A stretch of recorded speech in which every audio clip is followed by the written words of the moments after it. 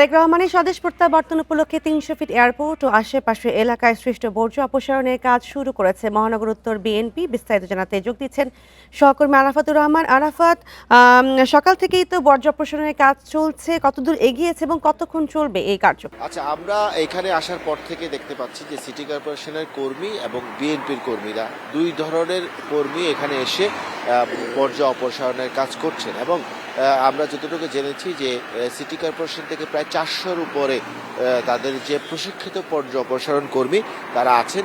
আমরা দেখার পিছনে কাজও চলছে।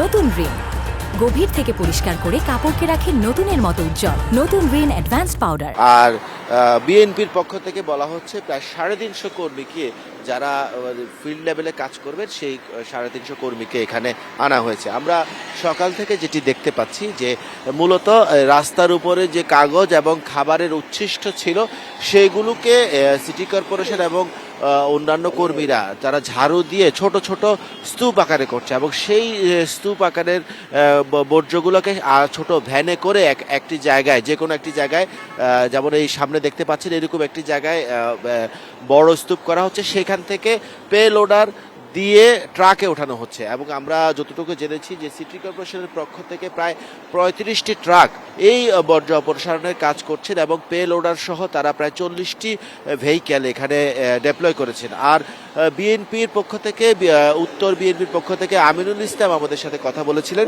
উনি বললেন যে ওনারা প্রায় 16টি ছোট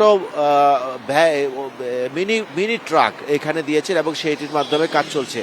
আপনি দেখবেন যে এরই মধ্যে যে মূল যেই স্টেজ রয়েছে সেই স্টেজের সামনের যেই বর্জ্য অপসারণের কাজ, এটি মোটামুটি শেষ হয়ে গেছে এবং এই স্টেজটি সরানোর কাজও চলছে। অর্থাৎ এখন থেকে ঘন্টা দুয়েকের মধ্যে সেই স্টেজের কাজটিও আসলে শেষ হবে বলে আমরা বুঝতে পারছি। আর সিটি কর্পোরেশনের এখানকার যে দায়িত্বপ্রাপ্ত কর্মকর্তা আছেন ওনার সাথে আমরা কথা বলতে পেরেছি। উনি বলেছেন যে ওনারা সকাল 4:30 থেকে, অর্থাৎ এই রাস্তায় যখন গাড়ি কম ছিল তখন থেকে আসলে এই কাজ চলছেন। কুড়িলের অংশ থেকে, অর্থাৎ ফ্লাইওভারের নিচ থেকে, বিশেষ করে এই মঞ্চ থেকে আরও 200 ফিট সামনে এই রাস্তাটিতে মূল বর্জ্য ছিল, সেটি মোটামুটি অপারেশন করা হয়েছে। ওনারা বলছিলেন যে এই ধরনের সমাবেশ করার সময় কিছু যেই সব যারা এই অর্গানাইজার থাকেন তারা যদি একটু সচেতন হন তাহলে এত বড় সমস্যা হয় না। ওনারা বলছিলেন যে সিটি কর্পোরেশনের পক্ষ থেকে প্রায় 1000 ছোট ব্যাগ, প্লাস্টিকের ব্যাগ দেওয়া হয়েছিল, কিন্তু সেটি আসলে ব্যবহার করার সময় পাওয়া যায়নি। এটি করলে হয়তো এই অপসারণের কাজটি আরও আগে করা যেত।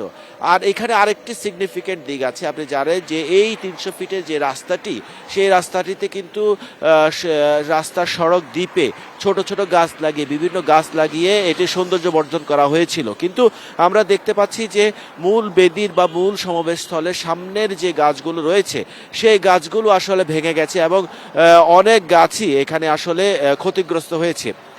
এ বিষয়ে বিএনপির পক্ষ থেকে বলা হচ্ছে যে বিএনপি এই গাছগুলো, বিএনপির দলীয় পর্যায় থেকে এই গাছগুলোর যেগুলো নষ্ট হয়ে গেছে সেই নষ্টগুলোকে রিপ্লেস করা এবং যেগুলো আছে সেগুলোকে আরেকটু পরিচর্যার ব্যবস্থা করবে। ঠিক একই প্রশ্ন আমরা করেছিলাম উত্তর সিটি কর্পোরেশনের কর্মকর্তাকে। তিনি বলেছেন যে এই গাছ যেগুলো আছে এগুলোকে ওনারা নিয়মিত পানি দিয়ে এটি পরিষ্কার করার, ঠিক করার ব্যবস্থা করবেন এবং ওনারা দাবি করছেন যে এটি হয়তো ওনারা ঠিক করতে পারবেন। তবে যেই পর্যায়ে দেখা গেছে যে এই যে একটি বড় সমাবেশ, এত বড় মানুষের যে জনসমুদ্রে পরিণত হয়েছিল গতকাল, সেই হিসেবে আসলে এই ক্ষতিটি হয়েছে এবং সেই ক্ষতিটিকে যেন সেই যে অপসারণ বা নতুন গাছগুলোকে যে ঠিক করা, সেই ঠিক করার কাজটি হয়তো শেষ করতে পারবে বলে বিএনপির পক্ষ থেকে আশা করা হচ্ছে। তবে আমরা এইখানে দেখেছি যে বিএনপির পক্ষ থেকে প্রায় 300 কর্মীকে এখানে আনা হয়েছে। তাদের স্বেচ্ছাশ্রম অথবা তারা নিজেরা অর্থায়ন করে এই শ্রমিকগুলো এনেছেন এবং সিটি কর্পোরেশনের 400 প্রশিক্ষিত কর্মী এখন কাজ করে যাচ্ছেন।